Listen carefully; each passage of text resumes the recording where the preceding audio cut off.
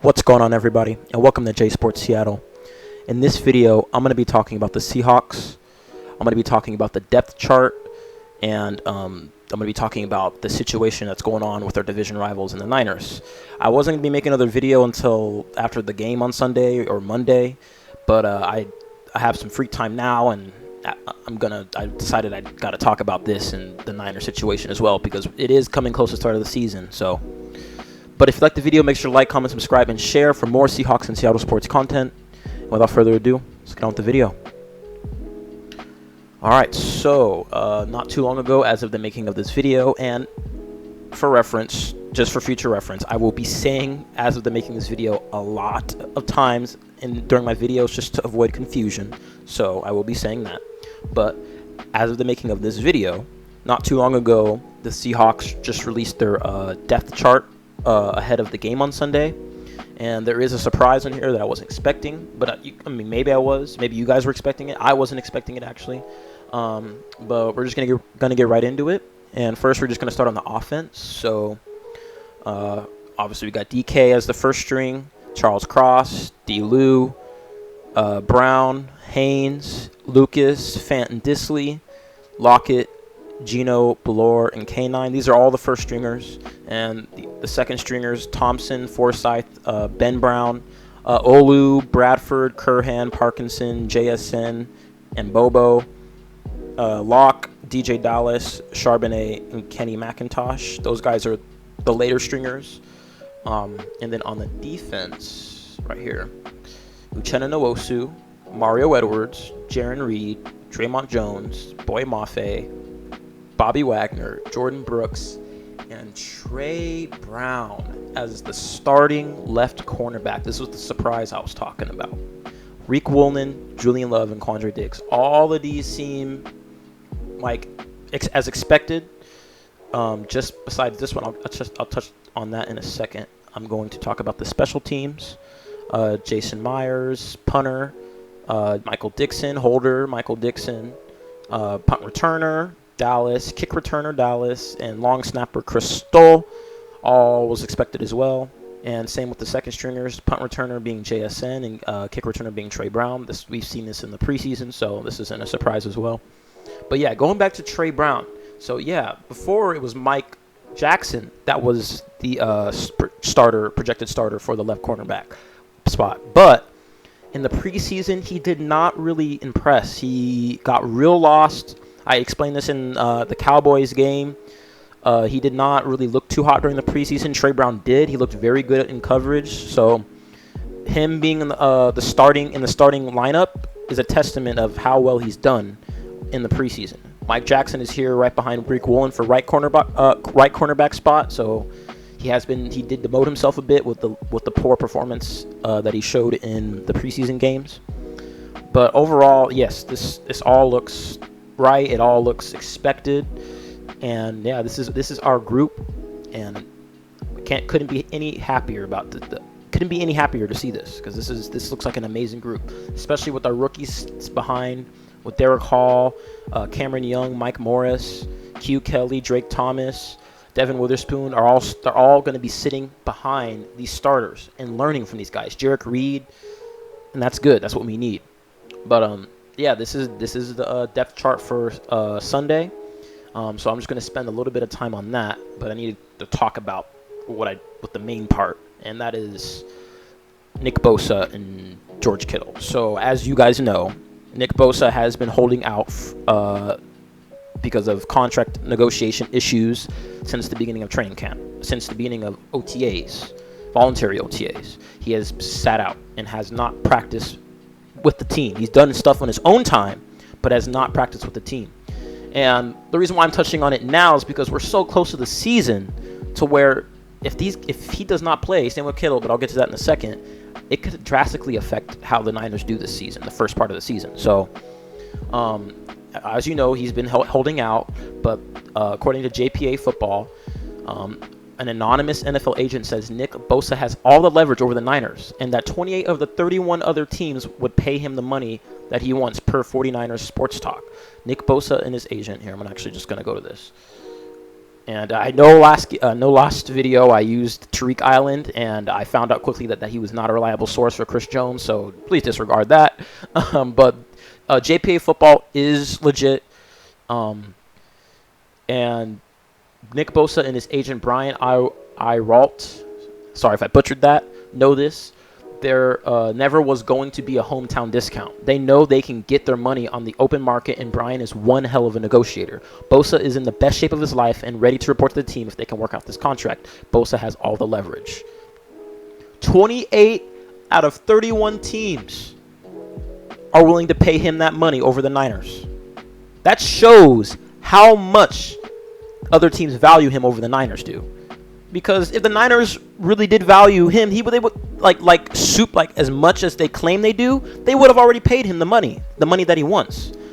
And the thing is you can be okay paying him that money because your quarterback is on a cheap ass deal, getting paid less than $1 million per year. I think this year Brock Purdy's only getting paid like $700,000. That's nothing. So if you pay Bosa, it kind of evens out that sort of that quarterback contract. And obviously he wants Aaron Donald money, and literally I saw an article, I'm not going to go into it, but literally Nick Bosa holdout as a result of Rams overpaying Aaron Donald last year. I mean, that's not just Aaron Donald, not just Nick Bosa, Chris Jones, he's also holding out as well. He wants Aaron Donald money. So like, if Bosa does not play on Sunday, that can drastically affect their defense, because Bosa is the backbone of that defense. They have other good players in that defense, but Bosa is what makes that defense drive and go. Yeah, I know they just got Hargrave from the Eagles. He's a playmaker, and I know their secondary is not that bad, but Bosa makes way for other people to show up as well. If Bosa is not there, other people are going to be taken out of the game, because Bosa's not there to take the game, to be taken out of the game for them to capitalize on Bosa being taken out of the game. That's why, Bosa was getting double teamed a lot last year and got 18.5 sacks. So obviously it didn't work, but it still helped the D-line. That's the reason why the D-line was so good last year, because they could not stop everybody. They could not stop Fred Warner. I know he's the linebacker, but he's still part of that up front, that front seven. They could not stop Fred Warner. They could not stop Eric Armstead, because Bosa was getting all the attention. So if Bosa does not play the first week or couple weeks, that's going to drastically affect their defense.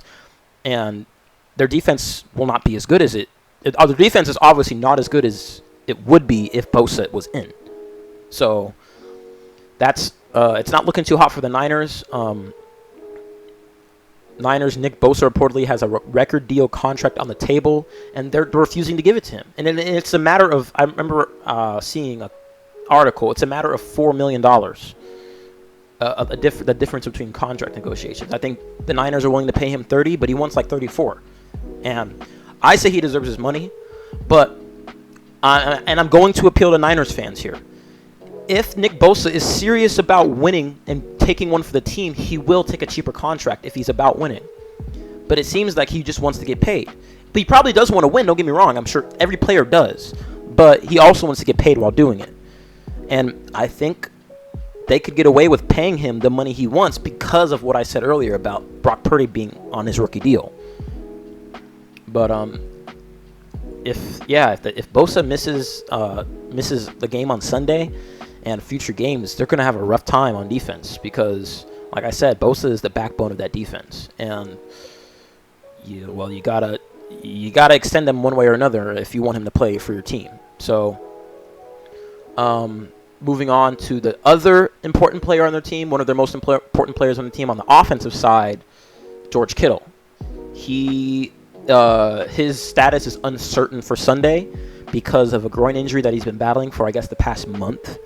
Obviously, I didn't touch on it because I thought everything would be okay and he would be good for the season. But the season is literally 5 days away as of the making of this video. So I gotta, it's worth talking about. Tight end, San Francisco 49ers tight end George Kittle could miss the regular season opener with a groin injury for the second straight year. So he missed it last year, I think, for the same reason, a groin injury. And let's see, the All-Pro remains sidelined Monday when the team returned to practice after a 3-day break in preparation for Sunday's opener at Pittsburgh. So he did not practice yesterday, which is not good. Kittle has participated in just 2 practices in more than 3 weeks. None since he played 12 snaps in the preseason finale. So that means when he played in that preseason finale, he could have re-aggravated it, and they're just keeping it on the DL. Let's see, Kittle was running off to the side Monday during the portion of practice. So he is able to do some things. He's just not able to do a rigorous physical activity. Let's see. So, yeah, Kittle missed the season's first 2 games last season before returning to play in the final 18, including playoffs. They do have backups, Ross Dwelly and Charlie Warner, and Braden Willis, but we don't know how those guys work. We don't know how they're going to do. And you cannot replace George Kittle because George Kittle is a one of a kind tight end. He's one of the best run blocking tight ends in the league, and he is one of the best pass catching tight ends in the league. So it's not easy to replace him. If he does not play, if him and Bosa do not play on Sunday, they might actually start off the year 0-1, just like they did last year. They started off the year 0-1.